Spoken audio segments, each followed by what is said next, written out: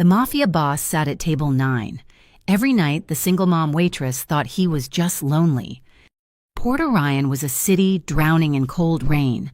The neon signs of the waterfront bled into the pavement, turning puddles of seawater and grime into slick, abstract paintings of red and electric blue. Outside the beacon in Biscuits, the air smelled of wet asphalt, old salt, and the faint, sugary promise of fried dough from the diner's ventilator. It was the closing shift, the hour when the city's ghosts and its graveyard workers came for coffee. Lucy Fox was 29 and felt older. She moved between the vinyl booths with an exhaustion that had settled deep into her bones. Her left hand, the one balancing the heavy ceramic mugs, bore a thin, silvery scar from a kitchen accident years ago. Her right hand, the one that collected crumpled bills, wore a cheap silver-plated ring on the fourth finger. It was a lie. A thin band of metal meant to act as a barrier, a silent no to the world. She refilled a trucker's mug, the dark liquid steaming. Her eyes, however, were drawn, as they always were, to table 9.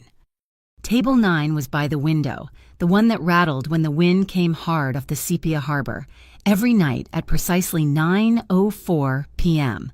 He arrived, Giovanni Speranza. He was a man who seemed to absorb the light in the room. He wore suits that cost more than her car, tailored so perfectly they looked like a second skin. He would nod once to her, sit and open a physical, ink and paper newspaper. Lucy would bring him a black coffee and a slice of the apple pie. He would read the paper, folding it with precise, economical movements. He would drink the coffee. He never, ever touched the pie. To Lucy, he was just the lonely man, a man with too much money and no one to share a slice of pie with. The other waitresses had their theories. The regulars whispered. They said he sat there to watch the rain, as if the weather held some secret meaning. They said table 9 was the only spot in the diner from which you could see both the entrance and the kitchen doors. Her boss, old Sal, knew better. Sal would just polish the counter, his face pale, whenever the man's 2 bodyguards posted themselves under the sputtering awning outside, their shoulders broad enough to block the streetlight. Tonight, the rain was heavier, drumming a frantic rhythm on the roof. Lucy was wiping down the milkshake machine when a new customer slid into a booth near the door. He wasn't a regular. He was thin, jittery, and his eyes darted everywhere. He ordered nothing.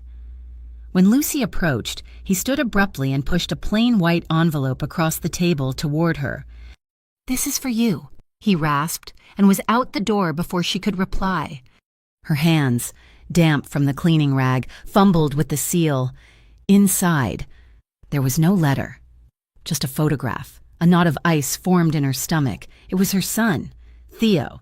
He was at the municipal soccer field, captured mid-kick, his face bright with effort. He was wearing his favorite blue jersey.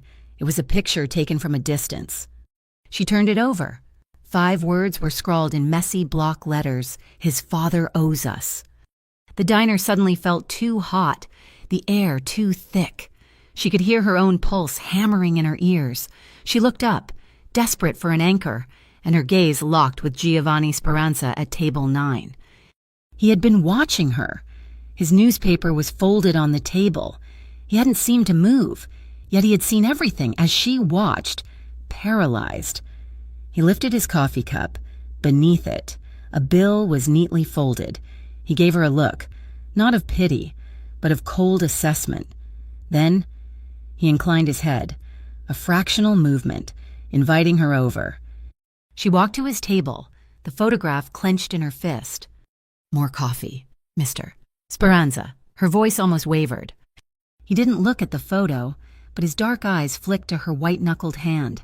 He placed a $100 bill onto the table, smoothing it flat, before placing it under the untouched plate of pie. His voice was a low rumble, barely audible over the diner's hum and the storm outside. "Don't go home the usual way tonight." It wasn't a suggestion. It was a command, delivered with the quiet authority of a man who dealt in facts, not requests. Lucy stared at the $100. It was more than she made in 2 shifts. I don't understand." "You don't need to understand," he said, his gaze dropping back to his paper as if the conversation was over. "Just do it." She backed away, her mind racing. Rex. It had to be Rex, her ex, the man who had vanished when she was pregnant, leaving behind nothing but credit card debt and a locked hard drive. Now his ghosts were coming for her and Theo. Panic warred with instinct. She looked at Speranza, this quiet, imposing man who bought pie he never ate. She didn't know him, but she knew the fear his presence inspired in Sal. She knew the men outside weren't there to admire the rain, and she knew the look in his eyes was not one of loneliness, but of absolute certainty. She went to the back room, her hands shaking so badly she dropped her phone. She picked it up and texted her neighbor, Maria. "Hey, emergency plumbing issue at my place. Total mess. Can Theo please sleep over? I'll pick him up before school. I owe you big time." The sent notification was a small relief. Maria replied with a quick, "Of course, honey, he's already asleep. Don't worry." Lucy worked the last hour in a fog. When she finally clocked out, she bypassed her normal bus stop on 3rd Street. Instead, she walked 8 blocks west, taking the long way, sticking to the well-lit avenues, her keys gripped between her fingers. When she finally turned the corner onto her own street, she saw it. A black utility van, parked in the shadows across from her apartment building. Its windows were tinted dark, and no one was in the driver's seat. It hadn't been there when she left for work.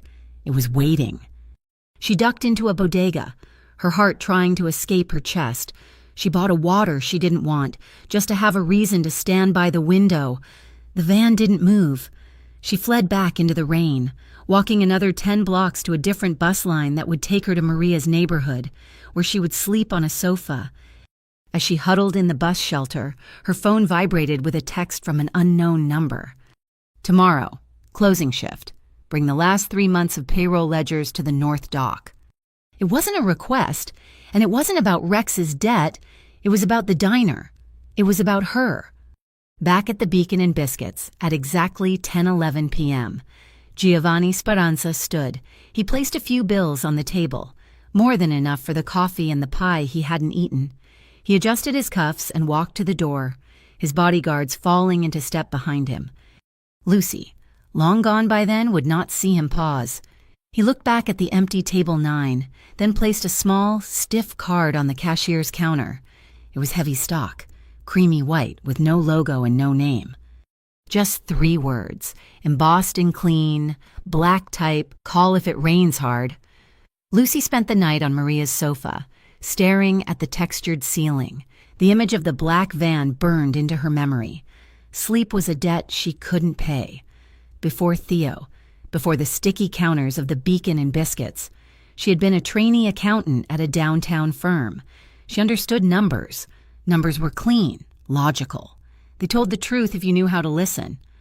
Her ex, Rex Harlow, had been the opposite of clean. He was all blurred edges and fast promises, vanishing the moment the pregnancy test showed 2 lines. He'd left her with 5 figures in credit card debt and a single, heavy external hard drive he'd called his retirement. It was triple encrypted, a useless brick she kept in a shoebox under her bed, a monument to her own bad judgment. That history, the part she kept buried, was why Sal trusted her. He was a good man, but he was a cook, not a numbers guy. He'd handed Lucy the responsibility for the closing cash-up months ago. "You're meticulous, Lucy," he'd said. "You keep us straight." And she had, which is why she'd been the first to notice the anomalies. For the last 3 weeks, the books were off. There were huge late-night party orders, always paid in cash, always marked for pickup, but no one ever came. The kitchen never made the food. The tickets were just cleared. Sal had brushed it off. Maybe a glitch. Kid, as long as the cash is in the drawer. Who cares? But Lucy cared. It felt wrong. It felt dirty. She arrived at the diner the next night hollowed out by fear. Having dropped Theo at Maria's with a lie about fumigation, the anonymous text message felt like a bomb in her pocket. North Dock, payroll ledgers. The diner was quiet. The rain outside, relentless. The bell above the door chimed at 11:34 p.m. Her heart seized. It was too early. His ritual was 9:04, not 11:34. Giovanni Speranza entered, shaking the rain from the shoulders of his dark, perfectly tailored coat. His bodyguards, the same two shadows, planted themselves by the door, their presence sucking the air out of the room. He sat at table 9. Lucy brought the coffee and the pie on autopilot. He ignored both. He didn't open his newspaper. He just watched her, his gaze heavy and unreadable. She approached, her notepad a useless shield. "The people who sent you the photograph," he said, his voice a low rumble that cut through the hiss of the coffee machine. "They are not mine." The relief that flooded her was so intense it nearly buckled her knees, but it was followed by a colder, sharper dread. If not his people, then who? And how did he know? They sent a text," she whispered, her hands shaking so she hid them in her apron pockets. "They want the payroll ledgers from the last 3 months at the North Dock." "They don't want payroll," Giovanni corrected, his voice flat. "They want the source of the cash you've been counting. They want the ghost orders. Check your delivery stickers. Lucy, the ones for the orders that never get made." She froze. How could he know about the orders? She backed away, numb, and went to the small, cluttered back office. The stack of phony receipts was where she'd left it. She grabbed the roll of takeout bags. Most were stamped Port Orion Eats or Harbor Dash, but the party platter orders. She found one, a different sticker, one she'd overlooked. It was dark blue, with a stylized seabird, the midnight gull. A ghost kitchen, a front. Her accounting brain, the part of her that had been dormant for years, clicked into place. They weren't just fudging numbers. They were using the diner. Money laundering. She whispered to the empty office. No. Worse. The bags were insulated. They were using the diner's reputation as a cover to move product, hidden in plain sight, masked by the smell of fries and gravy. She walked back out, the sticker stuck to her finger. She stood at table 9. "It's a ghost kitchen network," Giovanni said. He wasn't asking. "My organization has impurities, a rogue element that believes itself my equal. They are using your diner and others like it to distribute a synthetic compound. They call it Sable." "Drugs," she said, the word tasting like ash. "Of a kind, and they are using your books to hide the volume. I need to know how much. I need an outsider, someone clean, to read the real numbers. I need your eyes on those ledgers." "No." The word was out before she could stop it. "Absolutely not. I have a son. I won't be involved in this. I'm just a waitress." "You are," Giovanni said, his voice dangerously soft, "already involved." He didn't raise his voice. He simply slid his phone across the Formica table. The screen was lit. It was a still image, grainy, captured from a high angle. That's Maria's hallway," she breathed. It was the feed from her neighbor's security camera. "It was," he corrected. "The camera was tampered with, pointed at the ceiling, but not before it caught this." He swiped his finger. A second image, the cheap lock on her own apartment's balcony door.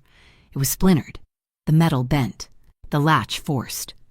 "Someone was inside your apartment today, while you were at work, while your son was at school. They were looking for the ledgers you were asked to bring. The people who sent the photo are not as patient as I am." The diner, the rain, the smell of coffee, it all dissolved. They had been in her home, in Theo's room. She gripped the edge of the table, the cheap silver ring digging into her skin. "If I do this," she said, her voice shaking but hardening with a fury she didn't know she possessed, "you protect my son. Not just tonight. You protect him until this is over." "He will be protected," Giovanni stated, as if declaring a fact of nature. "And no one innocent gets hurt," she pushed, leaning in. "Sal, the other staff, they're just trying to live. They are not part of this."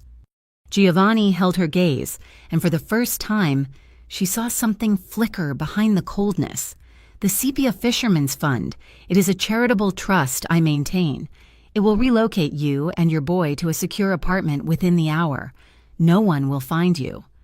He made a brief call, speaking quiet Italian. Less than 60 seconds later, the diner door opened again. A woman entered. She hadn't been one of the bodyguards. She was compact, severe, dressed in a black suit that was all business. Her dark hair pulled into a knot so tight it looked painful. Her eyes were chips of dark ice. "This is Talia Mendez," Giovanni said. "She handles my personnel. My security, she will escort you." Talia looked Lucy up and down. A single, comprehensive scan. It wasn't unkind. It wasn't friendly. It was the look of a professional assessing a new, unpredictable weapon. Talia gave a fractional nod, a microscopic sign of respect for the woman who hadn't shattered. "We need rules," Lucy said, finding her balance. "I am an accountant. For tonight, I look at the sales data. I analyze the ledgers. I find the pattern. I do not touch the sable. I don't meet your people." "You will only meet me," Giovanni affirmed. He gestured to the empty vinyl seat across from him. "And only here, at this table." The new safe house was an apartment on the west side, sterile and beige, with new furniture that smelled faintly of industrial glue. Talia had moved Lucy and Theo in the small hours of the morning, her movements precise and silent.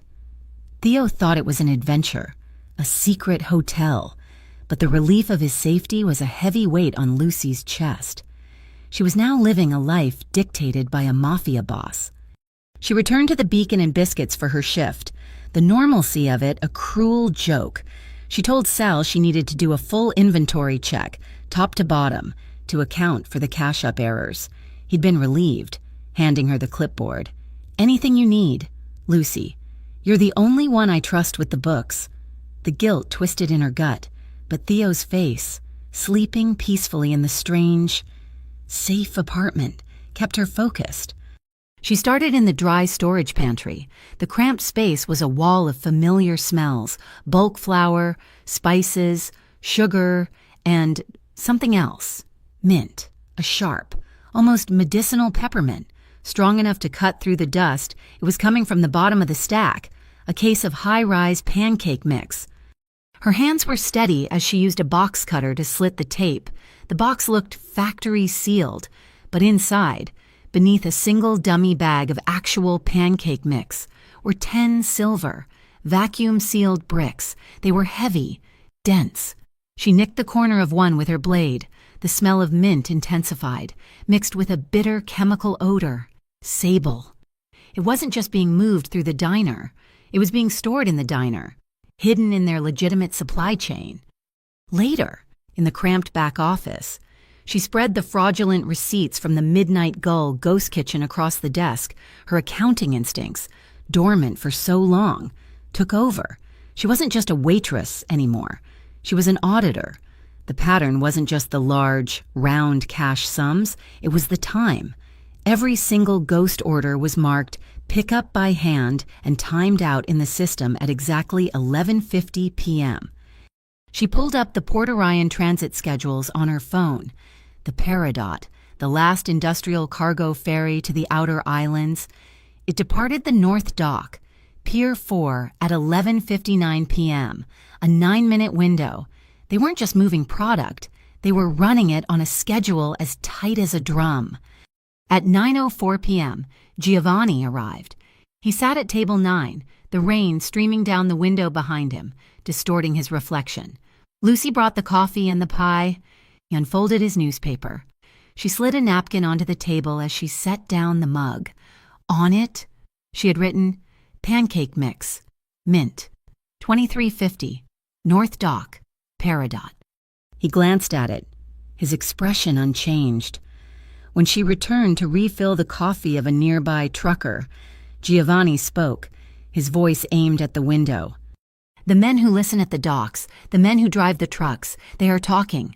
You will hear a name, the OGTP." She paused, cloth in hand. "The Office of Unofficial Trade Practices. I've heard the talk. Government." "No," he said, turning a page. "Government is predictable. The OGTP is a creature of corporate and political interests. They hunt men like me, and they hunt the men who pretend to be me. They are auditors with guns. Do not trust them." "I don't trust anyone," she replied, her voice low. "The man you are hunting," Giovanni corrected, "the man poisoning my harbor, is Mirek Halden. He was my father's advisor, his consigliere. Now, he courts city council members and believes the old ways are too slow. He's using your diner to prove me wrong." That night, in the beige apartment, Lucy dug the shoebox from the bottom of her duffel bag, Rex's hard drive. It was a cold, heavy rectangle of failure. She needed help, but not from Giovanni's world. She needed someone from her own. She called Eden Pike. Eden was a network engineer, a data wizard who spoke in code and caffeine. They'd been trainees together before Theo, before the diner. Lucy met her at a 24-hour university cafe, far from the harbor, and fed her a practice lie about needing old financial records from her ex. "Rex Harlow," Eden scoffed, her fingers already flying across a laptop that looked like it could launch a missile. "That guy was a human pop-up ad. I'm shocked this thing isn't a brick." She plugged in the drive. He used a standard seed phrase encryption, but he routed it through a shell. "Amateur, give me 90 seconds. The drive clicked open. The screen filled with files. It wasn't just old bank statements. It was code and ledgers, digital ones. "Whoa, Luce," Eden murmured, leaning in. "This isn't a tax file. This is a crypto wallet, Harbor Light, and it's active. It's receiving regular payments from a source coded Midnight Gull." The air left Lucy's lungs. Rex, he wasn't just in debt. He was a part of this. He had built the financial side. "What else is on here?" Lucy asked, her voice tight. Eden scrolled, her eyes scanning lines of code. He was building something, a tool, some kind of data obfuscation protocol. It's designed to hide data strings inside a standard use QR code, like the kind you get on a restaurant receipt. Lucy's pulse hammered. The receipts. The register automatically printed a QR code on every single one. "Eden," Lucy said, trying to keep her voice level, "if I sent you a photo of a receipt from my diner, could you read the hidden data if it's using this code?" "If it's his work, it'll sing," Eden said. "Why, what's going on, Luce?" "Just a hunch," Lucy lied. "My boss thinks we're being skimmed." The next shift. Her phone was a weapon. She went to the office, pulled the stack of fraudulent Midnight Gull receipts, and took a clear photo of the most recent one. She sent it. Her phone buzzed 5 minutes later. A text from Eden Luce. "What the hell is this? This isn't a receipt. It's a dispatch log. GPS coordinates for a drop, delivery route, and code names." A second text followed. "Kite, Harbor Hand, Red Turn."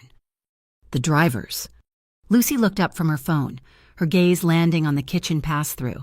Jace, the new prep cook. He'd started 3 weeks ago, right when the ghost orders began. He was quiet, efficient. He was the one who always took the trash to the alley dumpsters around 11:45 p.m. She walked to the shift log, the spiral notebook where Sal made the staff sign in.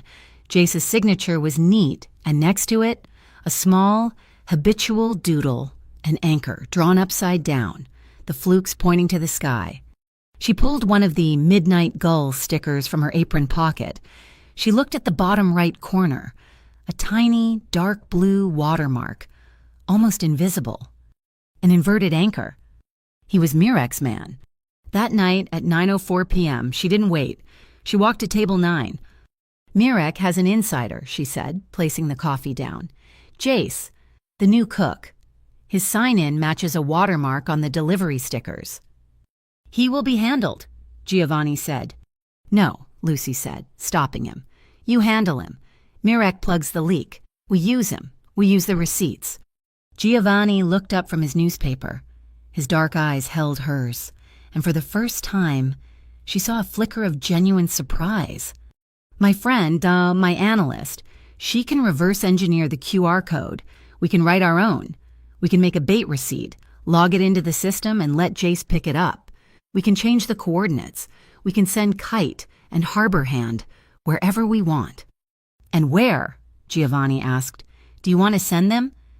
"Cold Storage 7, Lucy said, the name coming from an old invoice she'd seen. "It's abandoned, under the old Port Orion Stadium. It's a dead end. We send them there. We flush them out." Giovanni Speranza stared at her, the lonely man at table 9, the Mafia boss of Sepia Harbor. He picked up the fork, cut a small piece of the apple pie, and put it in his mouth. "Do it," he said. The storm broke with a vengeance, the rain coming down in solid, horizontal sheets. The phone in Lucy's pocket buzzed. A text from a number she now knew was Giovanni's. "It is raining hard." She met Talia in the alley behind the beige apartment. The woman's face was impassive, but her eyes were alert. The car was not a luxury sedan. It was an armored black SUV that looked like it could drive through a bank vault. The doors clicked shut with the heavy, final sound of a tomb. "He is waiting," Talia said, navigating the flooded streets with terrifying efficiency. She handed Lucy a small, metallic object. It was a digital audio recorder, sleek and matte black. "What is this?" Lucy asked, turning it over. "Leverage." Giovanni's voice came from the darkness of the passenger seat. He had been there the entire time, a statue of stillness.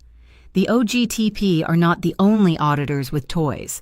This one is from the Office of Commercial Integrity. I acquired it. They won't trust my word against Mirex, but they will trust their own. Turn it on when you are inside." Talia parked in a collapsed industrial culvert, 100 yards from the rusted skeleton of the old stadium. The air was thick with the smell of wet concrete and decay. They moved on foot, shadows in the greater darkness, slipping through a gap in the chain-link fence. Cold Storage 7 was a concrete bunker buried under the stadium's east wing. The main door was sealed, but Talia led them to a ventilation shaft. They descended into the cold, damp dark. Below, the storage unit was a vast cavern of freezing air and shadows. From a rusted catwalk, they looked down. The main floor was lit by a few bare, caged bulbs. Lucy saw him first, Jace, the prep cook, his face pale with adrenaline. He was standing next to a pallet loaded with what looked like cases of pancake mix. A moment later, a metal shutter rolled up, and 2 men in dockworkers' gear entered, their faces hidden by beanies pulled low, kite and harbor hand. "He's here," Jace said, his voice echoing. "The full shipment." "Load it," Kite ordered, his voice a gravelly rasp. As they began to move the boxes, a blinding white light flooded the room. A voice boomed from a loudspeaker. "OGTP, hands in the air, do not move." A team of 8 men in black tactical gear stormed the room from 2 different tunnels. They were efficient, professional. Their leader stepped into the light, a man with a sharp face and cold, assessing eyes. Lucy saw the name Park on his vest, Rowan Park. "Get them cuffed," Park ordered. Then he looked up, his gaze sweeping the catwalks, and his eyes met Giovanni's for a fraction of a second. There was no surprise, no alarm. There was only a look of cold, flat acknowledgement. A single gunshot cracked the air, deafening in the concrete box. It wasn't from the OGTP, it was from the shadows near the loading bay. "Talia!" Giovanni yelled. He grabbed Lucy by the waist, yanking her from the railing and pulling her hard against his body, shoving them both behind a massive steel I-beam just as a spray of automatic fire stitched the wall where they had been standing. The bullets sparked like angry hornets. Talia, who had dropped to one knee, raised a device. She pressed a button. There was a high-pitched whine, and the lights in the bay flickered and died, plunging the room into near darkness. The only light came from the OGTP's helmet lamps. "Hold your fire! Hold your fire!" Rowan Park yelled, but his men were scattering, confused. "It's a trap," Lucy breathed, her heart hammering against Giovanni's chest. "Worse," Giovanni said, his voice a deadly quiet. "It is a performance." A slow, mocking clap echoed from the loading bay. A tall, silver-haired man stepped out from the shadows, flanked by 2 more of his own men. He was immaculate in a cashmere coat, untouched by the chaos, Mirek Halden. He walked calmly toward the OGTP commander. The tactical team, now caught between two forces, held their position, their weapons aimed at the newcomers. "Rowan," Mirek said, his voice smooth as poison. "A little dramatic, don't you think?" "Mirek," Rowan Park replied, lowering his weapon, "we had to make it look clean." He held out his hand. Mirek shook it. The blood drained from Lucy's face. The OGTP wasn't hunting Mirek. They were working for him. This wasn't a raid. It was a consolidation. They were here to eliminate the low-level runners Jace, Kite, Harbor Hand, and seize the product, all under the color of law. Giovanni was meant to be the prize, caught in a net made of his own organization, and the agency meant to hunt him. He was trapped. "He's cornered us," Lucy whispered, the recorder feeling useless in her hand.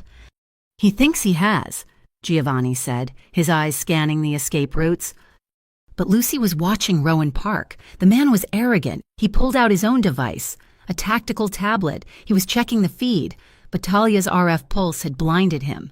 He was tapping at the screen, annoyed. Lucy's mind raced. Eden, the code, the bait receipt. The system was still live. "It'll sing," Eden had said. She pulled out her own phone, shielding the light with her body. She still had the file. Eden had built the false flag protocol. She didn't need to text. She just needed to activate the file. "What are you doing?" Giovanni hissed. "Making them run," she whispered. She hit execute. The file uploaded a single, fake data packet, spoofed to look like it was coming from Jace's phone, directly into the OGTP's Harbor Light tracking system. It was a false positive, a new ping. Rowan Park's tablet chimed. He looked down. "What the hell? This isn't the main drop. The log just updated. The real shipment is at Ghost Kitchen 12. Now." Mirek looked furious. "How are you certain?" "The data is live, move. Now leave 2 men to process these idiots and the product," Rowan yelled, gesturing for his team to pull out. In the confusion, as the OGTP team scrambled to redeploy, Giovanni grabbed Lucy's hand. "Talia, now." Talia was already gone, a shadow disappearing up the ventilation ladder. Giovanni pushed Lucy toward it. They moved, unheard, unseen, as Mirek and Rowan shouted at each other below. Before she climbed, Lucy paused. She took the cheap silver ring from her finger, the false barrier she'd worn for years. She used its edge to scratch a symbol into the grimy paint of the steel pillar and inverted anchor, just like Jace's, but with a deep, angry line scored through its center, a broken anchor, a declaration of war. An hour later, the Beacon and Biscuits was empty. Hours from closing, the rain had softened to a drizzle. Giovanni sat at table 9. He was in his shirt sleeves, his coat draped over the seat, his shoulder damp with rain and rust. Lucy came from the back. She wasn't wearing her apron. She carried 2 mugs of coffee and 1 plate. She set 1 mug in front of him, and 1 for herself. She put the plate in the middle, a single slice of apple pie. She sat down. Giovanni looked at the pie. He looked at her, then he picked up his fork and slowly, deliberately, ate a bite. They didn't speak. Lucy pulled out her phone and opened a video file Talia had sent. It was Theo, in the sterile beige apartment, fast asleep in his new bed, clutching his worn teddy bear. He was safe. Lucy breathed, the tension of the last 48 hours finally leaving her in a long, shuddering sigh. Giovanni watched the small screen, his face unreadable, but his shoulders, she noticed, had relaxed for the first time. He finished the pie. A week later, the storm that had been threatening Port Orion finally arrived, and it came with teeth. The wind screamed off the harbor, and the rain turned from a drumbeat to a roar. At 8:45 p.m., the lights in the Beacon and Biscuits buzzed, flickered, and died, plunging the diner into an immediate, profound darkness. The only sounds were the howling wind and the panicked hiss of the coffee machine dying. Sal lit the emergency candles, their small, greasy flames throwing huge, dancing shadows across the vinyl booths. The diner felt ancient, a small pocket of warmth in a drowned world. At 9:32 p.m., the bell above the door jangled violently. It was Giovanni, but not the immaculate, composed man of his ritual. He was soaked. His expensive overcoat was saturated, dripping water onto the linoleum. His black hair plastered to his forehead. He didn't have his newspaper. He just walked to table 9, a man seeking shelter, and sat. Lucy looked at him. He was just sitting there, shivering slightly, the candlelight catching the droplets on his face. He looked human. He looked cold. She went to Sal's tiny office and pulled the old, worn wool coat Sal kept on a hook. It was clean. She walked to the table. "You're soaked," she said, her voice quiet in the storm-filled room. He looked up, his eyes dark and unreadable. "It seems I am." "Take off your coat," she said, holding out the dry one. It was an order, not a request. He stared at her for a beat, then slowly, stiffly, shrugged out of the wet overcoat. It landed on the floor with a heavy, wet sound. He put on Sal's coat, which was too short in the sleeves, making him look awkward, less imposing. She reached out to take the wet coat, and her fingers brushed his. Her hands were freezing from the diner's sudden chill. His skin was radiating heat. He captured her hand, his own much larger, his palm calloused but incredibly warm. He didn't pull her closer or make a possessive gesture. He simply held her cold hand in his, warming it, his thumb rubbing a slow, respectful circle on her knuckles. "You're shaking," he observed. "It's cold," she replied, though it wasn't the only reason. They sat in the flickering silence, Sal having retreated to the kitchen. The other few customers were huddled by the counter. "You are not the first person to sit here and just watch the rain," Lucy said softly. He didn't let go of her hand. "No." His gaze drifted to the window, where the black water was lashing the glass. "My mother used to run a soup kitchen, back when Sepia Harbor was just trawlers and nets. It was on a street like this." Lucy waited. He had never spoken of himself. "She had a favorite table," he continued, his voice a low rumble. "It was table 9. She said it was the perfect spot, far enough from the heat of the kitchen to be comfortable, but close enough to the window to hear the rain." The admission settled between them, reframing the man. He wasn't just a boss securing a strategic viewpoint. He was a son, sitting in his mother's memory. "She would have hated what Mirek is doing to this harbor," he said, as if to himself. The warmth of his hand was seeping into her, a dangerous, comforting heat. She found the courage to say what was haunting her. "I'm scared." "Talia will not let them near the flat," he said.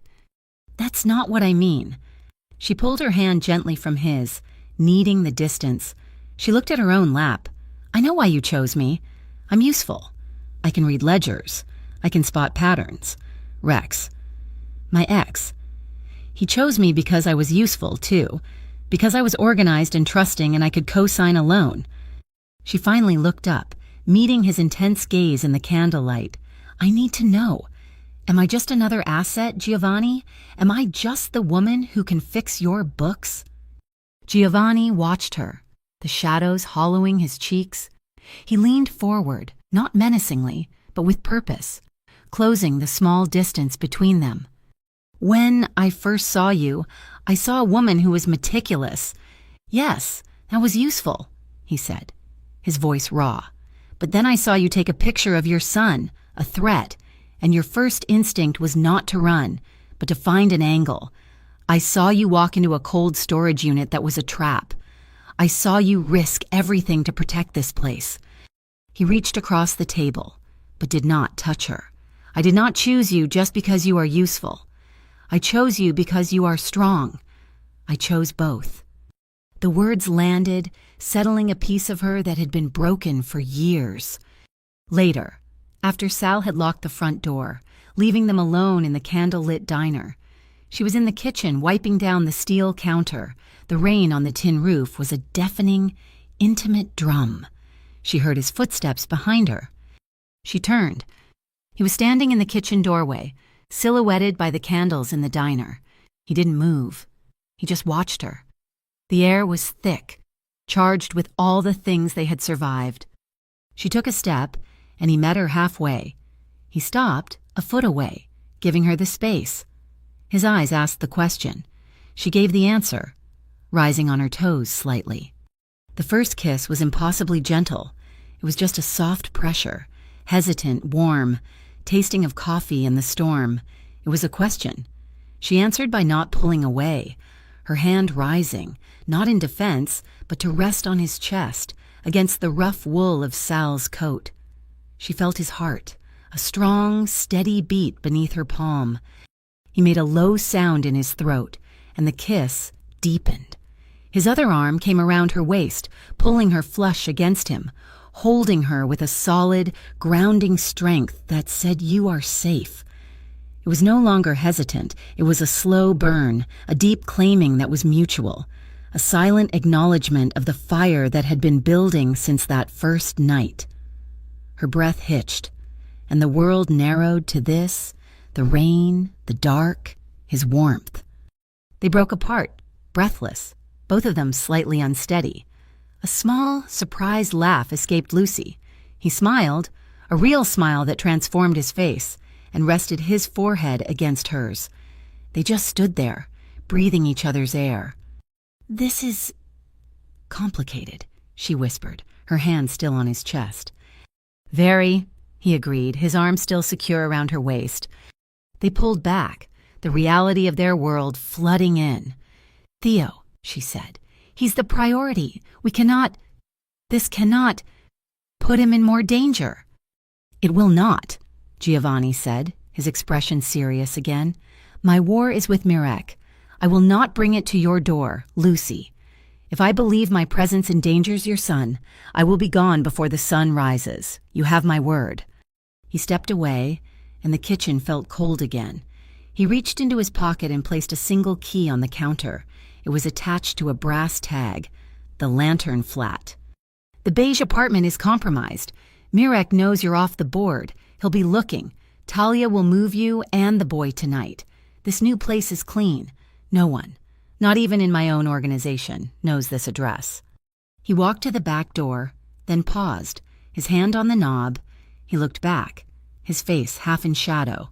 "Lucy, if you are ever in that flat or anywhere and you smell peppermint again, you take the boy and you run. You do not call me. You do not wait.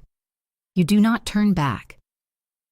He was gone, vanishing into the storm, leaving her with a key to a new life and a warning that the old one was still hunting her. The Lantern Flat was a fortress, high above the wet streets, anonymous and sterile. But Lucy couldn't hide there.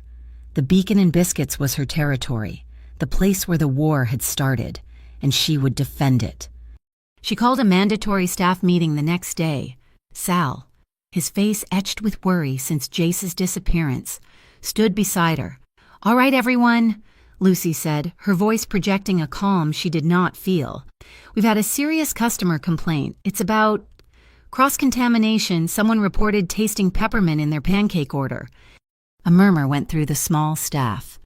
"So," Lucy continued, holding up a small vial of concentrated peppermint oil that Talia had supplied, "we're implementing a new health and safety protocol, starting today. It's simple." She dabbed a tiny amount on a test strip. "Before any shift handling dry goods, you'll be tested. If you can't smell this, your sinuses might be blocked, and we can't risk you working with food. You'll be on paid leave until you're medically cleared." It was tradecraft translated into diner management, Giovanni's logic, filtered through her practicality. Jace was gone, but Mirek might have other eyes in her kitchen. 2 days later, a busboy who had only been working for a month, the one who always seemed to be near the delivery pickups, failed the test. He stared at the potent strip, claiming he smelled nothing. He was quietly let go. The new routine was a suffocating, split reality. By day, she was a mother and a diner manager. By night, she was a co-conspirator. Talia, a silent, comforting presence, drove Lucy and Theo to and from the flat. One evening, while Theo was at the small table coloring, he looked up, his crayon hovering over the page. "Mom is the man at table 9, your friend." Lucy, who was cross-referencing supply invoices, froze. Her breath caught. She looked at her son, his face open and innocent. "Yes, honey, he's a friend." "He's very quiet," Theo said, resuming his drawing. "Does he like boats?" A small, surprised smile touched her lips. "I think he does. Sweetheart." She knelt beside his chair, the invoices forgotten. The fear was a constant, cold presence in her stomach. "Theo, I need to teach you a new game. It's the If You Get Lost game. It has 3 rules. Can you remember 3? He nodded, his eyes wide and serious. "Rule 1, she said, holding up one finger. "Stand still. The second you feel lost, you stop. You do not run. You just stop. Rule 2, call. You yell, 'Mom,' or 'Theo,' as loud as you can. Rule 3, wait. You don't go with anyone. Even if they say they know me, you just wait for me, or for Talia. Got it? Stand still, call, wait." "Stand still, call, wait," he repeated, treating it with the gravity of a secret oath. It was a game born of a nightmare. The investigation, meanwhile, had split into 2 fronts. Eden, who loved a puzzle more than sleep, had been digging into the code on Rex's hard drive. She called Lucy late one night, her voice a hushed, excited whisper. "Luce, this Harbor Light crypto wallet, it's not a wallet, not just, it's a calendar. The transactions, they're not dollar amounts, they're dates, timestamps. He was building an event planner." "An event?" Lucy asked, pacing the small balcony of the Lantern Flat. "The annual Port Orion Harbor Light Parade," Eden said, her voice tight. "It's in 2 weeks. All the coded transactions, all the big ones, they're set to trigger on that date. This is the big one. Luce. Whatever sable they're moving, the main shipment is happening during the parade." At the same time, Giovanni was tightening the screws. His absence from Table 9 was a message. He was no longer watching, he was hunting. The Ghost Kitchen Network, as Talia explained, needed dry ice to transport the sable without the peppermint oil degrading. Suddenly, every major dry ice supplier in Port Orion was out of stock, undergoing a federal audit, or closed for repairs. Giovanni had taken control of the ice. Talia, using the codename Red Tern, had tracked down the drivers. She'd approached one, a young woman buried in debt, and offered her a way out. Giovanni's network was absorbing Mirek's piece by piece. Mirek did not take this sitting down. He couldn't find Lucy, so he attacked her reputation. He struck back not with a bullet, but with a video.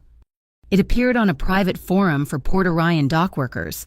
The footage was grainy, dark, clearly taken from a hidden camera planted inside the Beacon and Biscuits back office. It showed a woman with Lucy's hair, wearing her apron, her back to the camera. She was opening Sal's old safe. She was placing a silver, vacuum-sealed brick identical to the sable bricks Lucy had found inside. It was a fake, a clever edit, a deep fake. It didn't matter. It looked real.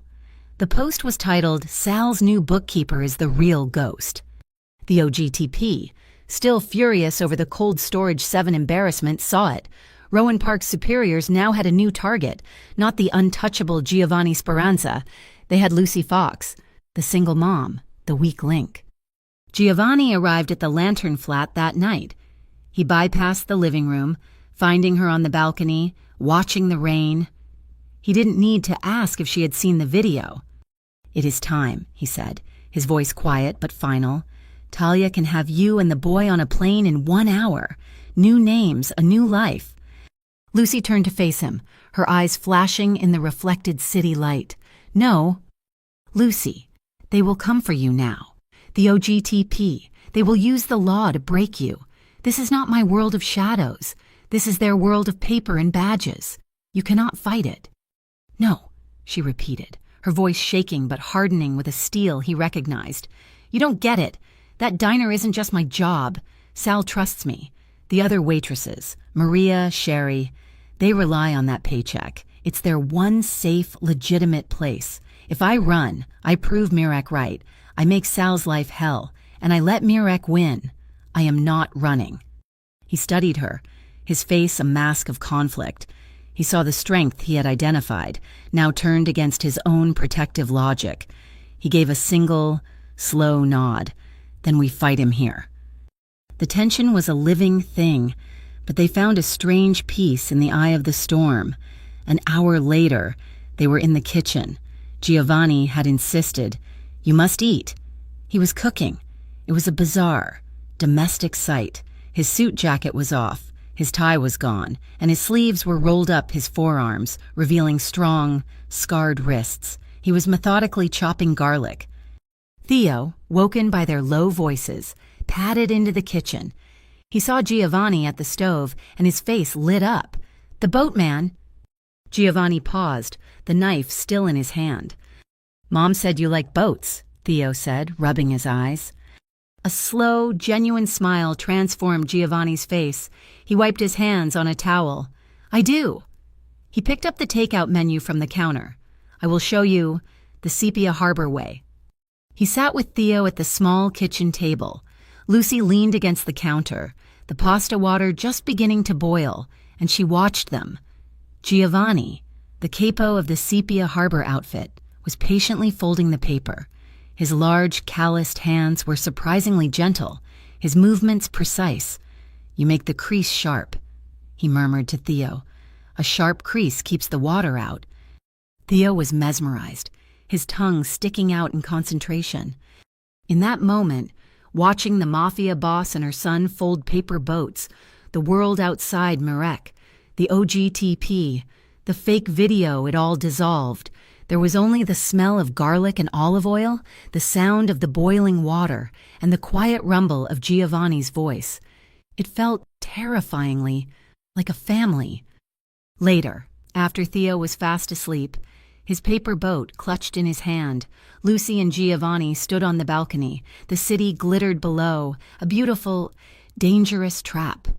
"He's a good boy," Giovanni said. "He is," Lucy whispered. She turned to him. "Giovanni, this parade, it's the end, isn't it, one way or another?" "Yes." She took a shaky breath. "We need a promise, an oath. If you fall, if they get you, I run. I take Theo, and I disappear. I won't look back." "That is the promise?" he agreed, his face hard in the moonlight. "But if I fall," she said, meeting his eyes, "if they get me, you don't run. You don't try to save me." She put her hand on his chest, feeling the solid beat of his heart. "You take both. You take Theo, and you become the boatman. You get him out. You promise me." Giovanni looked at her, his dark eyes seeing all the fear and all the fire she possessed. He took her hand, the one on his chest, and covered it with his own, pressing it flat against his heart. "I swear it," he said, his voice rough, "on my mother's table, on Sepia honor." Marek was a creature of the shadows, but he knew how to use the light. Frustrated by the frozen supply lines and Giovanni's disappearance from the board, he pivoted. He used his cultivated contacts on the Port Orion Harbor Council, feeding them doctored reports of a growing crisis in unregulated waterfront commerce. The council, eager to appear proactive, publicly demanded the OGTP launch a full-scale investigation. The operation was given a sanitized, sweeping name, Operation Stillwater. It was designed to hit every ghost kitchen and third-party logistics hub in Sepia Harbor. Giovanni, reading the announcement in the paper at the Lantern Flat, recognized the move instantly. "This is not a hunt, Lucy," he said, his voice flat. "This is a fire. He's using the government as a match, burning his own network to destroy the evidence that links him to it. By the time this operation is over, every server will be wiped, every low-level runner will be in a cell, and his name will be clean. He's preparing for the parade." The fake video had done its job. Lucy was now the public face of the problem. The vulnerability the OGTP could exploit. The pressure was immense. She was walking the 6 blocks from the bus stop to the diner, Talia shadowing her, always 2 blocks behind when a man stepped out of a narrow alleyway. It was Rowan Park, when he looked terrible. His face was pale, his eyes haunted. "Miss Fox," he said, holding his hands up, palms out. "I'm not here to arrest you." Lucy's hand tightened on the strap of her bag. "Get away from me!" "You have to listen," he pleaded, his voice a desperate whisper. "I'm compromised. My superiors are clean, but my team is not. Mirek doesn't own the OGTP. He owns a unit inside it, a 6-man team. We call them the Inner Bay. They don't report to me, they report to him. Operation Stillwater is their mission. They are going to use their badges to seize the last of the sable for Mirek, and they are going to arrest you to close the case." He was risking his career just by being here. "Why are you telling me this?" "Because they're dirty," Park said, his voice raw. "And they're dangerous. But they think you're just a waitress. They're sloppy. Help me trap them. Miss Fox, help me take my own house back." The choice was impossible. A mafia boss on one side, a compromised federal agent on the other. Lucy was trapped in the middle. She chose the only person she could trust herself. That night, she laid out the plan for Giovanni. Eden built a new QR code, version 2. The plan was a masterwork of bureaucratic sabotage.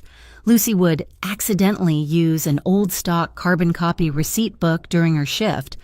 The Inner Bay had a man watching her, disguised as a coffee-drinking regular. He would see the book, and when Lucy was distracted, he would steal the carbon sheet, believing he had her real-time transaction data. But the QR code on that sheet was a lie. It didn't point to the diner's servers. It pointed to a temporary ice house under the Adderline Bridge, a derelict structure used by fishermen. While Lucy set her digital mousetrap, Giovanni set a moral one. The Peridot, the 11:50 p.m. ferry, was still the centerpiece of Mirek's plan. His buyers were expecting a major shipment. "If we stop the ferry, he knows we're one step ahead," Giovanni explained to Talia. "So, we let it sail, but we changed the cargo."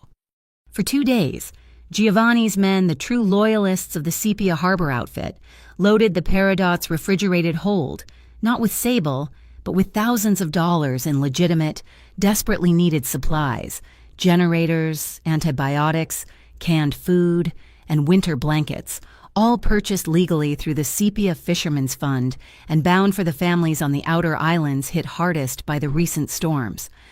"Now, Mirek has a choice," Giovanni said, watching the last crate being loaded. "He can attack the ferry, expose himself as a monster who robs his own people, and lose the harbor. Or he can let it pass, fail his buyers, and lose his reputation. Either way, he bleeds." The night of Operation Stillwater, the city was tense. At the Beacon and Biscuits, Lucy fumbled the old receipt book. The Inner Bay agent at the counter palmed the carbon slip. The bait was taken. At 11:30 p.m., the Inner Bay team, 6 men strong and clad in tactical black, hit the Adderline Bridge ice house, expecting to find Mirek's missing product. They breached the doors, shouting, only to be met with the overwhelming stench of 3 tons of rotting fish.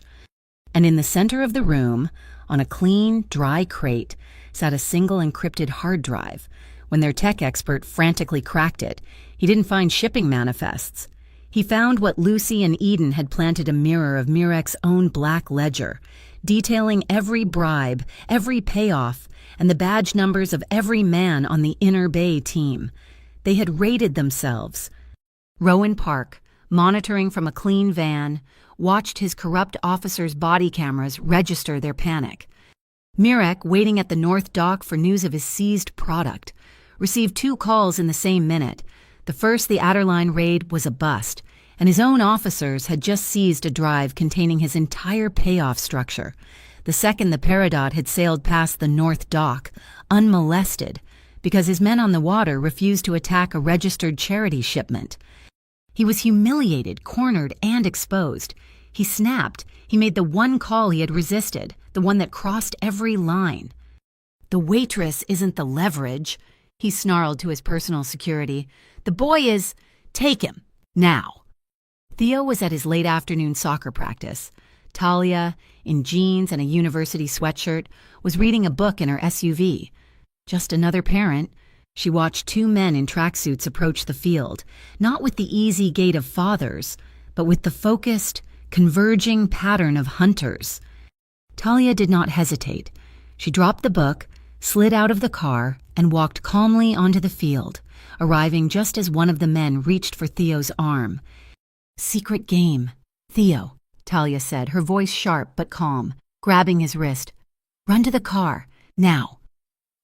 The boy, trained by his mother's rules, obeyed instantly. As the two men turned, realizing they'd been made, Talia pulled 2 small canisters from her pockets and threw them hard at the ground. Thick, military-grade smoke erupted, instantly blanketing the field in a choking white fog. Amid the shouts of confused parents and coaches, Talia and Theo were simply gone. No one was hurt. Giovanni, who had been waiting for Park's signal, received a different one. A panicked text from Park himself. "Mirek bypassed me. He went for the boy." When Giovanni arrived at the lantern flat, Talia had Theo in the kitchen, drinking hot chocolate. His eyes wide, Giovanni learned that Park had, at great personal risk, intentionally leaked Mirek's order, giving Talia the 2-minute warning she needed. A fragile, desperate trust was forged in that moment. The Mafia boss and the clean agent had a common enemy. Lucy arrived 20 minutes later. Having run from the bus stop, she saw Theo, safe, and collapsed. Holding him so tightly he grunted. She held him for 5 full minutes, just breathing in the smell of his hair.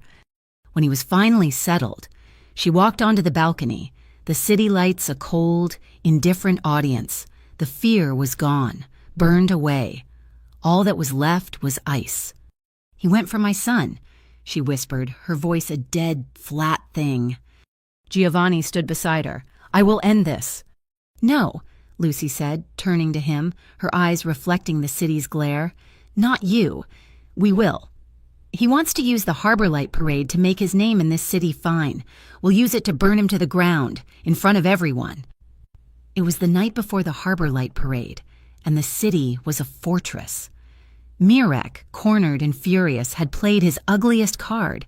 He leaked calibrated disinformation to the Port Orion Police Department, an anonymous, credible tip that Giovanni Speranza, in a desperate move to reclaim his territory, was planning to detonate a bomb during the festivities. The city, already on edge, snapped shut. Checkpoints materialized on every bridge. Uniformed police, jumpy and armed, were stationed on every major corner. The parade route was a gauntlet. The pressure on the city was a high-tension wire, thrumming in the damp, cold air. But inside the lantern flat, the world was reduced to a single pool of warm, yellow light. Theo was long asleep, safely tucked in the back room, oblivious. Rain lashed the reinforced windows, a constant, furious drumming that insulated them from the chaos below. Giovanni stood motionless by the glass, a silhouette watching the city lock itself down against him. Lucy sat on the sofa, the glow of her laptop illuminating her face. She was studying the parade schematic, cross-referencing it with the data Eden had pulled from the Harbor Light crypto calendar. "He's made every step we take tomorrow 10 times harder," she said, her voice a low murmur that barely carried over the storm. "He's using the entire city police force as his personal security detail." Giovanni turned from the window. His reflection, pale and distorted in the wet glass, vanished. He walked toward her, the weight of the coming day visible in the set of his shoulders. "It is not the harbor I am afraid of losing," he said. His voice was rough, stripped of its usual command. Lucy looked up. He was standing over her, his expression unguarded in the soft light. "Mirek can have the concrete. He can have the shipping lanes. It is just steel and water." He clenched his jaw. "But he sent men for your son. He put that fabricated video on the forums. He placed you in the center of this. That is what I will not forgive. I am afraid of losing you, Lucy." The confession hung in the air, more intimate than any touch, more binding than any promise. She stood slowly. The laptop screen went dark, plunging them further into the room's warm shadows. She reached up, not with the hesitation of their first encounters, but with a new, quiet certainty. She laid her hand on his cheek. His skin was rough, cold from the window. "Look at us," she whispered, her thumb brushing his jawline. We started at that table. Two people hiding from the world. We don't belong to the rain anymore. Giovanni, we're not hiding." The air between them thickened, charged not with the coming violence, but with the profound, unspoken need that had been building for weeks. He leaned in, his movement slow, deliberate, giving her every chance to turn away. His eyes were locked on hers, a dark, silent question. She gave her answer. She rose onto her toes, her hand sliding from his cheek to the back of his neck, and closed the final inch. This kiss was not the desperate, frantic discovery in the diner kitchen. This was a choice. It was slow and deep and rooted in a tenderness that ached. His large hands came up, not to grab, but to frame her face, his thumbs brushing her cheekbones as if memorizing her. Her own hands gripped the fine, expensive wool of his suit jacket, pulling him closer. It was a long, unhurried exploration in the quiet of the storm. They broke for air, their breaths mingling, foreheads resting against each other. His heart was a wild, heavy drum against her chest, a rhythm that matched her own. He kissed her again, a long, searching kiss that spoke of his fear, of her strength, and of the desperate, fragile hope for this one, safe moment. The heavy jacket, his armor against the world, slid from his shoulders as she tugged at it. He let it fall to the floor without a sound. A small sigh escaped her as his arms, now just in shirt sleeves, came around her waist, pulling her flush against him. She felt the solid, warm strength of his body, a grounding force. Her hand slid down his arm, her fingers lacing tightly with his, and she squeezed. He traced the line of her jaw with his lips, a soft, warm pressure that sent a shiver down the delicate curve of her back. It was a tremor that had nothing to do with the cold. She tilted her head, her eyes dark in the lamplight, and the look that passed between them was one of absolute, unshielded trust. It was the look of two survivors who had seen the worst of the world and had, impossibly, found this. The light in the room seemed to narrow, focusing only on them, and the sounds of the city and the storm faded to nothing. Later, they lay tangled on the sofa, covered by a simple wool blanket, the battle plans and the world held at bay. They spoke in whispers, the final details of the plan clicking into place. "The QR codes on the official parade fireworks tickets," Lucy murmured, her head resting on his chest, her fingers tracing the line of his collarbone. Eden confirmed it. "The moment they are scanned at the main gate, they'll activate the final dispatch log. It's Rex's code. It'll broadcast the final location for the Sable drop for exactly 60 seconds. We have to be close enough to catch that signal burst." "Close is impossible," Giovanni said, his voice a low rumble beneath her ear. "The checkpoints, the police, they are looking for me, for my men." "They're not looking for me," she corrected softly. "Mirek is expecting you to arrive with force. He's not expecting a pink truck." He stiffened slightly. "What pink truck?" "Zone 3 Harbor Light Suites. It's a cotton candy truck, rented 2 months ago by one of Mirek's shell companies. I recognize the name from Rex's hard drive. It's already inside the parade perimeter. I'll be the new driver." "Absolutely not," he said, his voice flat. "Yes," she countered, pushing herself up on one elbow to look him in the eye. "I'll be invisible. Just a woman in a paper hat handing out sugar?" Eden has modified a long-range antenna. It's thin, flexible. We'll wire it to the roof, disguised as a novelty streamer. I'll drive the parade route.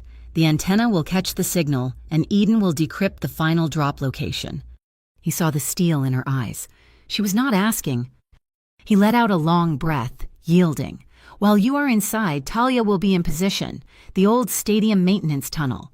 It exits at Pier 3. She will have a boat fueled and waiting." "And Rowan?" "Rowan is waiting for your signal. Eden will broadcast the decrypted location to his clean OGTP team and to my men at the same time. We will hit Mirek from 2 sides." The plan was fragile, a spider's web. As if sensing the weight in the room, a small sound came from the hallway.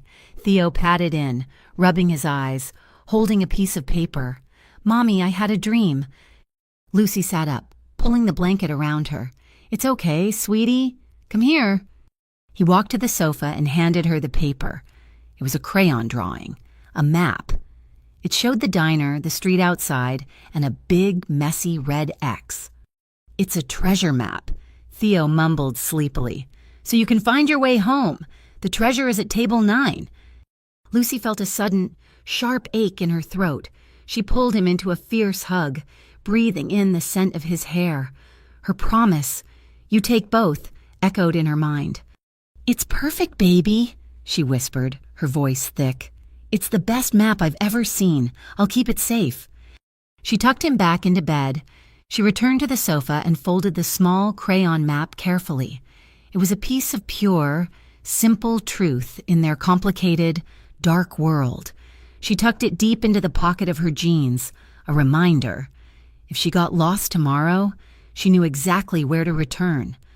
The Harbor Light Parade erupted onto the waterfront in a chaos of amplified music.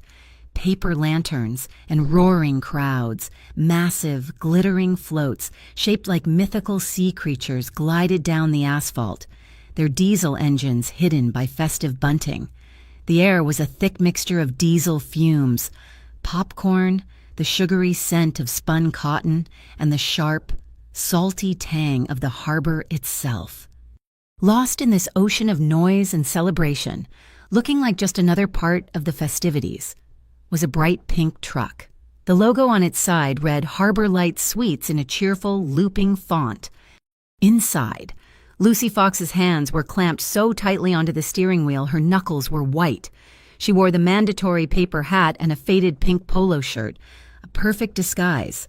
The truck's cheerful, tinny jingle was a maddening counterpoint to the hammering of her own heart. Taped to the roof, disguised as a novelty streamer, Eden's high-gain antenna swayed. Listening, on the passenger seat, a laptop screen glowed. "They're scanning!" Eden's voice crackled in her earpiece, cutting through the parade noise. "Firework ticket checkpoint is live. The QR codes are activating." Lucy watched the laptop, a flat line. Then, as the first wave of spectators flooded the main plaza, the line spiked, a massive 60-second burst of encrypted data. "I'm on it," Eden hissed. "It's Rex's code. It's bouncing between servers. But I'm faster. I'm tracing it." The 60 seconds felt like a lifetime. The music seemed to fade. Lucy could only hear the static in her ear and the click of Eden's keyboard. Then the data stream went flat. "Got it," Eden said, her voice breathless with triumph. "The Blue Spire Aquarium, the main building, service level. God, Lucy. The drop location is right under the Grand Shark Tank." The aquarium, the centerpiece of the festival, currently packed with hundreds of families. "Signal's out," Lucy said, her voice tight, all business. "Broadcasting the location to Rowan, to Talia. I'm going in." She wrenched the wheel of the heavy truck, ignoring the shriek of a parade marshal's whistle, and drove the vehicle straight over the curb, plowing through a barricade and onto the plaza sidewalk. High above the chaos, on the rain-slicked glass roof of the aquarium, Giovanni stepped out of a service stairwell. The only sounds were the wind and the deep, resonant hum of the massive filtration units. Mirek Halden was waiting for him, flanked by 4 men. He stood near the edge, the parade a glittering, silent ribbon far below. "Giovanni," Mirek smiled, a cold, empty expression. "You came. After all this, you still came." "You poisoned my harbor," Giovanni stated, his voice a low rumble. "You used my mother's memory, her soup kitchen, her legacy to move your filth." "Your mother," Mirek scoffed, stepping forward. "Your mother was a fool. She believed in loyalty. She trusted me. She thought the harbor belonged to the fishermen. I taught her it belonged to whoever was strong enough to take it." "You sold her out," Giovanni said, the realization hitting him with the force of a physical blow. "I made a deal." Mirek's voice rose, his composure finally cracking. "The council wanted the docks quiet. She refused. Her accidental drowning bought me 20 years of peace. I built this, and you. You try to take it all back with a waitress. The door to the stairwell burst open again. Rowan Park and his clean OGTP team, 4 agents in full tack gear, fanned out. Mirek Halden, you are under arrest. Mirek laughed, a high, sharp sound. You're too late, Rowan. From the dark maintenance tunnels, the ones that led up from the fish exhibits, Mirek's real team emerged, the Inner Bay, 6 men, identically geared to Rowan's, their weapons raised. You're surrounded, Park, Mirek sneered. The leader of the Inner Bay team didn't wait for an order. He threw a smoke grenade. The atrium filled with thick, gray smoke. In the same instant, the aquarium's fire alarms blared, a piercing, deafening wail. The sound of gunfire echoed, short, muffled bursts. Rowan's team was pinned, ambushed. Down below, Lucy abandoned the truck, pushing through a crowd that was now confused, looking up at the flashing lights of the aquarium. She ran against the tide, using the panic as her cover. She found the service elevator shown on the schematic and wrote it down, to the concrete guts of the building. She found the main electrical panel, a wall of metal and wires. This panel, Eden had discovered, fed the massive Jumbotron LED screen hanging over the parade. She ripped the panel open. With shaking hands, she slammed Eden's custom-built relay into the primary data port. Now, Eden, she screamed into her comm. Transmitting. Outside, the Jumbotron, which had been showing bland footage of the mayor, flickered and went black. A second later, it lit up, not with an advertisement, but with lines of code. It was the Harbor Light Ledger, a list of transactions, dates, and shadow accounts, and at the very top, in letters 30 feet high for the entire city to see, Mirek Halden, Sable Authorization. In the smoke-filled atrium, Mirek saw his name light up the sky through the glass. He went feral. Rowan Park was on the ground, clutching a bleeding arm. Mirek lunged, not for a gun, but for a terrified civilian, a woman hiding behind a large ornamental planter. He dragged her out, pressing a combat knife to her throat. "Stop!" he screamed, his voice raw. "Everyone, stop!" Giovanni emerged from the smoke, his gun leveled. He froze. His shot was blocked by the hostage. He was helpless, his face a mask of pure, agonizing fury. "Drop your weapon, Giovanni!" Mirek shrieked, dragging the woman. "You lose, just like your mother." Mirek's back was to the main shark exhibit. He didn't see Lucy come up the main stairs. She saw Giovanni's face. She saw the hostage. And she saw the red emergency panel on the wall next to her. The label was clear secondary tank dump. Maintenance access. She didn't hesitate. She smashed the glass cover with her elbow and slammed her palm onto the button. There was a heavy, groaning sound of releasing pressure. A high-volume maintenance valve opened, a solid torrent of cold, pressurized water, thousands of gallons dumped from the ceiling directly onto Mirek. He roared as the water hit him like a physical blow, blinding him. He slipped on the suddenly flooded floor, his grip loosening. The hostage wrenched free and scrambled away. In that single, chaotic second, Talia moved. She was a black-clad blur, covering the distance and disarming Mirek with 3 brutal, precise strikes to his elbow and wrist. The knife clattered away. Mirek, drenched and disoriented, staggered to his feet. He saw Lucy by the panel. "You!" he screamed, his voice filled with venom, ignoring Talia, ignoring everyone. He pulled a second knife from his ankle and lunged at her. He was too fast. Giovanni was too far. But Giovanni was faster. He threw himself forward, a desperate, closing tackle, twisting his body to intercept Mirek's lunge. He put himself between Mirek and Lucy. Mirek's blade sank deep into Giovanni's left shoulder. Giovanni roared, a sound of pure agony, but he didn't fall. He wrapped his arms around Mirek, pinning the man's arm, the knife still embedded in his own flesh. Lucy pushed back against the wall, raised the stun gun Talia had forced her to take. She pressed the 2 metal contacts against Mirek's soaking wet chest and held the trigger. Mirek convulsed, his body illuminated by the blue, crackling charge, and then he collapsed, unconscious. Talia was on him in an instant. kicking the second knife away and cinching his wrists with a heavy-duty zip tie. It was over. The alarms were still screaming. The Inner Bay team, their leader down and their treachery exposed, surrendered to Rowan's bloodied officers. Giovanni leaned heavily against the glass of the shark tank, his hand clamped to his shoulder, blood streaming between his fingers. He looked at Lucy, his eyes pained, but alive. Outside, the delayed Harbor Light fireworks finally began. Massive explosions of red, gold, and blue lit up the night sky. The crowd below, oblivious, cheered wildly. They thought the alarms and the Jumbotron glitch had all been part of the show.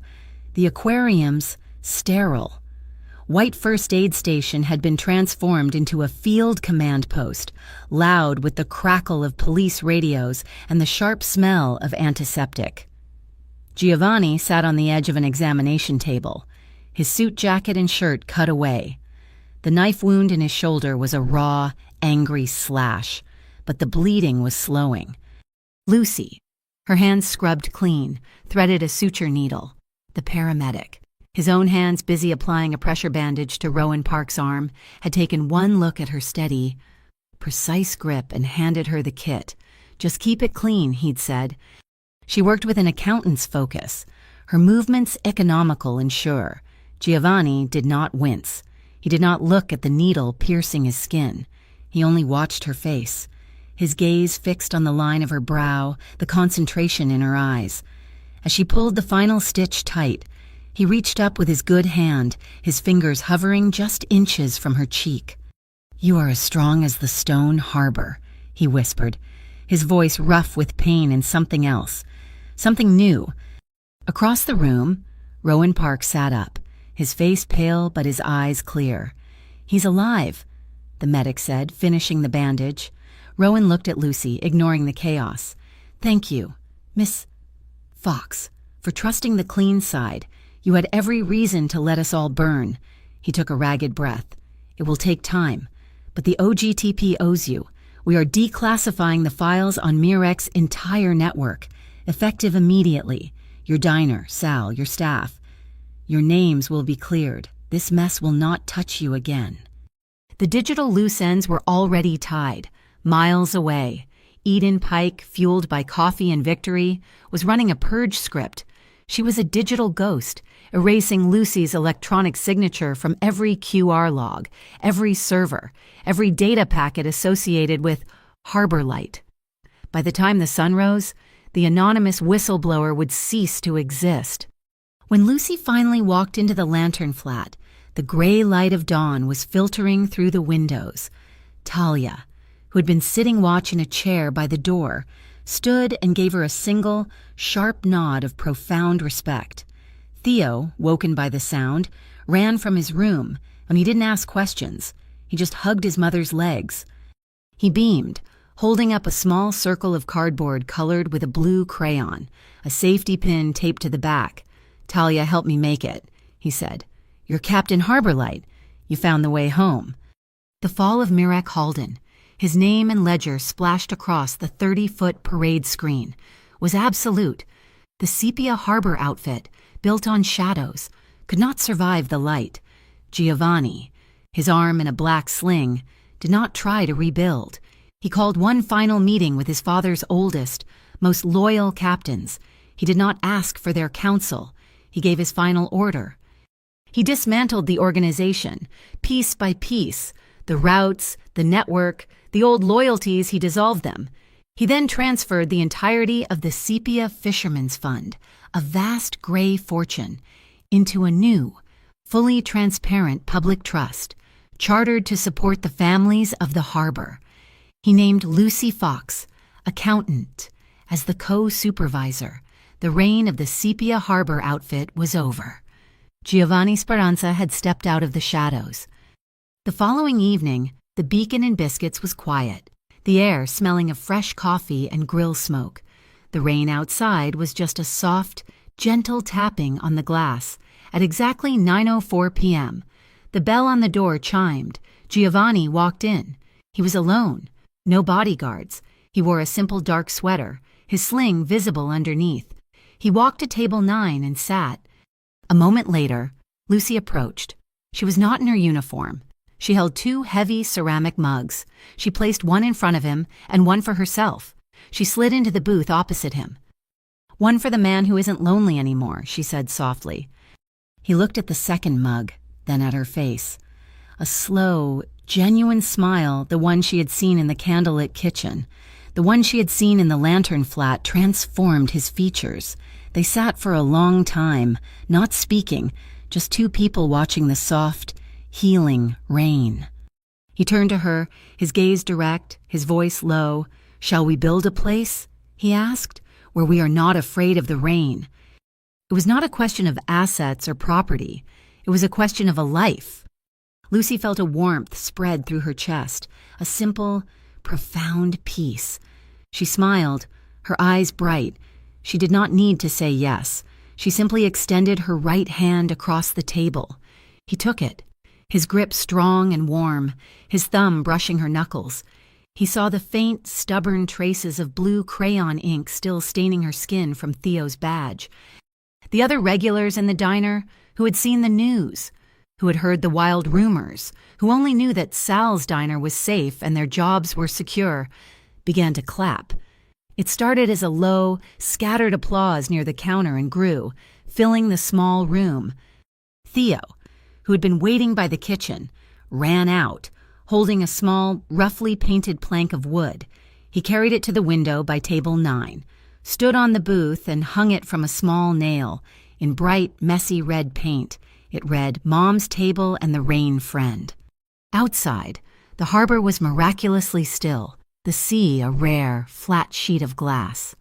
Port Orion doesn't change overnight. The city still has its shadows. It still has its dark water and its cold rain. But the difference is, now, there is a beacon. They had lit a small, warm light in the window of a diner, and if the storms returned, they would not be hiding. They would be sitting together, watching them pass. The news cycle moved on. Mirek Halden, facing a mountain of digital and federal evidence, signed a sweeping plea agreement. He exposed the entire Ghost Kitchen network, naming suppliers, politicians, and corporate partners in exchange for protective custody. The government, embarrassed by the OGTP's internal corruption, posted a substantial reward for the anonymous whistleblower who broke the case. The reward was never claimed. In her desk, Lucy kept only one souvenir, the very first fraudulent receipt from the Midnight Gull, the one that had started it all. It was now folded into a tiny, intricate paper boat. That night, they locked the front door of the Beacon and Biscuits together. He turned the key. She slid the deadbolt. They stepped out onto the damp pavement, under the familiar, flickering neon sign. The rain was just a soft, steady patter on the awning. Giovanni turned to her, his good arm sliding around her waist, pulling her close. She rested her hands on his chest, feeling the steady beat of his heart. They stood there, hands entwined, and kissed. It was not a kiss of desperation or fear. It was not a kiss of breathless discovery. It was a kiss of promise, steady and enduring, a silent vow under the city lights. The world pulled back, leaving them under the awning. The sound of the rain, the only music. The focus settled. One last time, on the small wooden sign hanging in the window at table 9, where a new life had finally begun. Thank you for listening to this story. We would love to connect with you. So please comment below and let us know where in the world you are listening from. Be sure to subscribe to my channel, Mafia Boss Stories, and like this video. You can also support us further by pressing the hype button, so this story can be heard by even more people.